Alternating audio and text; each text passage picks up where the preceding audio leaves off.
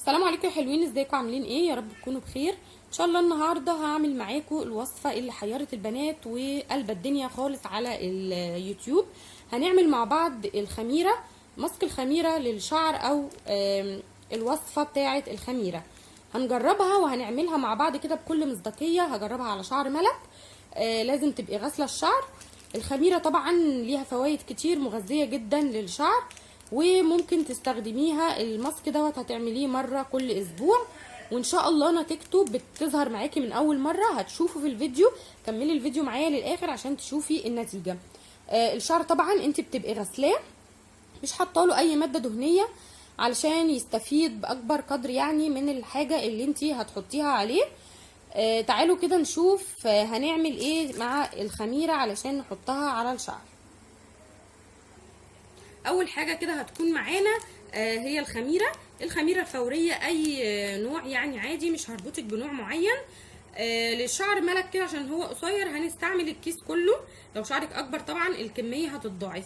الكيس هو بيبقى عباره عن معلقه واحده كبيره، هو 12 جرام. تمام كده. هنستخدم ايه تاني معاه؟ صفار بيضه هطرب بيها كويس جدا بالطريقه دي. ليه مش هناخد البضايه كلها؟ علشان اي وصفه فيها بيض ما تاخديش البياض، علشان البياض بينشف الشعر. الصفار بيطري الشعر، لكن البياض بينشفه. تمام. وكمان هنستخدم معايا بن. هناخد رشه صغيره حوالي ربع معلقه من البن. ليه بن؟ علشان خاطر ريحه البيض. تمام.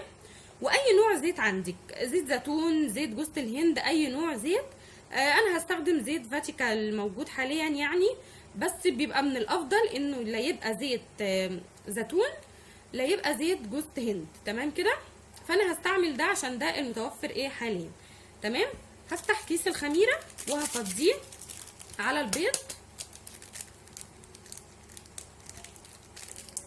اهو.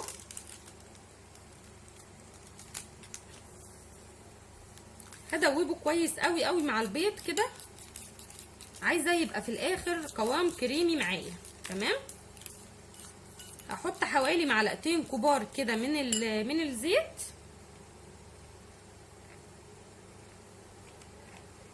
اهو، حوالي معلقتين من الزيت، وهقلب. هفضل طبعا تقلبي في المكون بتاعك ده لحد ما الحبوب بتاعه الخميره تدوب خالص. هحط رشه من البن حوالي ربع معلقه زي ما قلت لكم، حاجه بسيطه خالص. البن يا جماعه مفيد جدا للشعر. عايزه اقول لكم ان من اغلى انواع البن اللي هي بتبقى من اغلى قصدي انواع الشامبو اللي هي بيبقى فيها بن يعني. تمام. هو مفيد جدا للشعر. هفضل اقلب كده، ولو احتجت زيت تاني هحط. اقلبه كده عشان ما اطولش عليكم. بعد ما حضرت بقى الخليط بتاعي اهو، نسيت اقول لكم ان انا كمان هحط حوالي 3 معالق كبار كده من الميه علشان يبقى القوام كريمي كده زي ما انتم شايفين. هعمل ايه بقى دلوقتي؟ هجيب كيس كده من بتاع التلاجة، اي كيس بتاع تلاجة عندك، وهفضي فيه المكون بتاعي ده او الماسك بتاعي. بعد ما فضيته اهو، بصوا بقى شكله كده. حطيته في الكيس ليه؟ عشان يسهل عليا وانا بحطه على شعرها. هاجي كده على الطرف وهروح رابطه الكيس بتاعي اهو. لو هتعرفي تتعاملي معاه من غير ما تحطي الكيس يعني عادي براحتك، بس انا بقدم يعني اسهل حاجه علشان تبقى كل حاجه سهله معانا. هاجي كده بقى على فروه الراس كده من فوق، وهبدا ان انا احط بالكيس وهسرح الشعر. تمام اهو كده زي ما انتم شايفين اهو. اسهل طريقه بتاعت الكيس دي عشان برضو ما تبهدليش الدنيا اهي.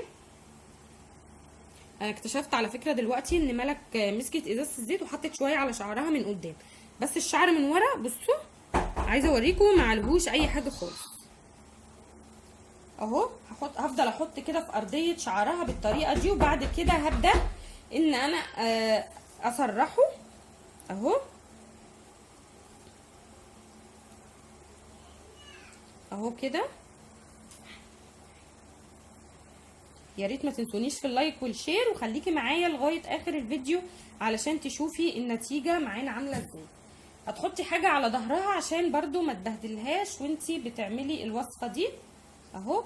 وهبدا ان انا اسرح كده بمشط يكون واسع اهو كده اهو بالشكل ده.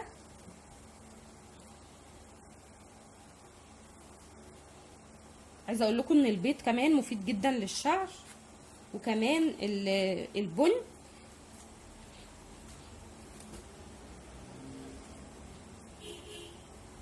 هبدا احط كده بقيه الكميه كمان اللي معايا لحد ما الكيس اللي انا عملته يخلص اهو. وبايديكي برضو كده حاولي ان انتي توزعي على الشعر من تحت كده. عايزه الشعر كله يبقى غرقان من الماسك ده او الوصفه بتاعتنا دي. وعيدي يا ملك اهو.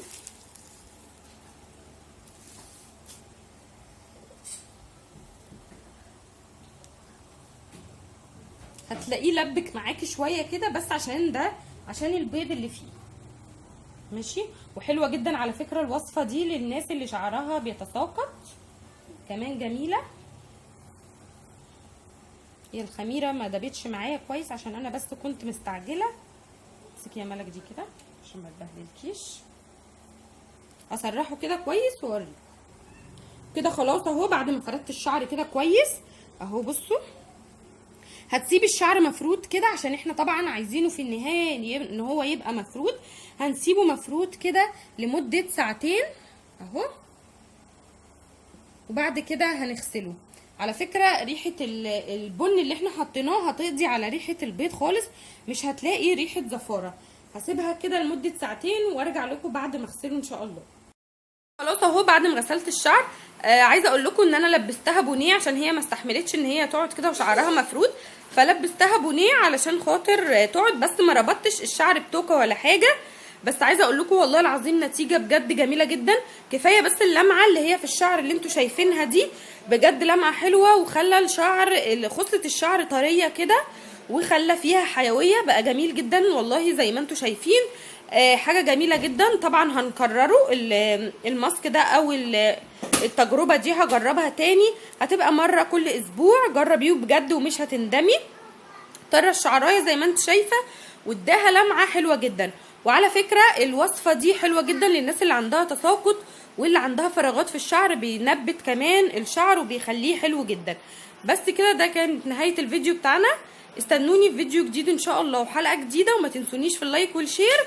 وعايزه اقول لكم كمان هو لسه ما نشفش قوي بس الحمد لله نتيجه بجد جميله. بصوا شكله اصلا عامل ازاي، بجد حلو جدا.